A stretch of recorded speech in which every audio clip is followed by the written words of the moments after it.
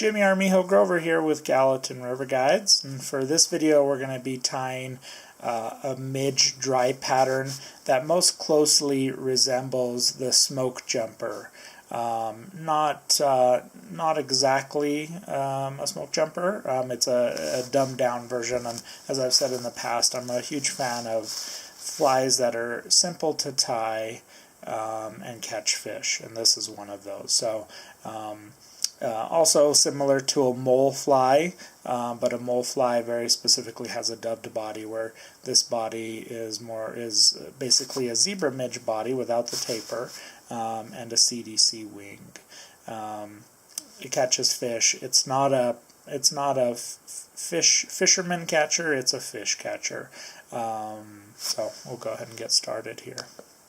Just got my thread started here behind the eye of the hook, and then I'm going to tie in some extra fine silver wire, and then I'm going to wrap my thread back to the rear to about where the barb would be if we were tying on a barbed hook. And the body of this fly is only thread and wire, so just be careful to make some nice clean wraps. Again, not that the fish care a whole lot, but just so your overall look is better.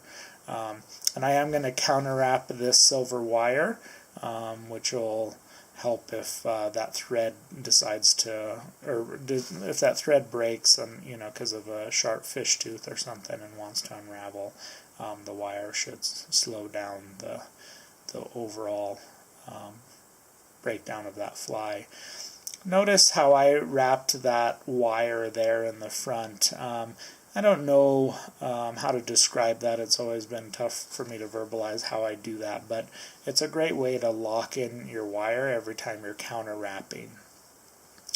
Then I'm going to grab at least a couple of CDC feathers, and I like the length of the wing to be about the same length as the body of the fly. So this is 2 feathers tied forward over the eye of the hook, and then I'm just going to trim off some butts, and then I lift up the wing and I do some thread wraps underneath the wing, so I want that to prop up a little bit. I don't want it to stand straight up like a parachute, but I do want it to kick out a little bit. And then this leaves me a good amount of space to tie a knot on the eye of the hook without having materials in my way, and then also to whip finish right now. You could certainly add a little bit of dubbing to this thorax to make it look a little bit nicer, appealing to the angler, but I think it's unnecessary. I like to fish these patterns with powder. They do need a lot of powder to kind of keep them going. Also consider using white CDC or black to help you in different situations. But I've caught a lot of fish on this pattern. Easy, fast to tie. You won't miss it too much if you lose it and break it off on a fish, or hopefully not, but on a tree behind you. Happy tying!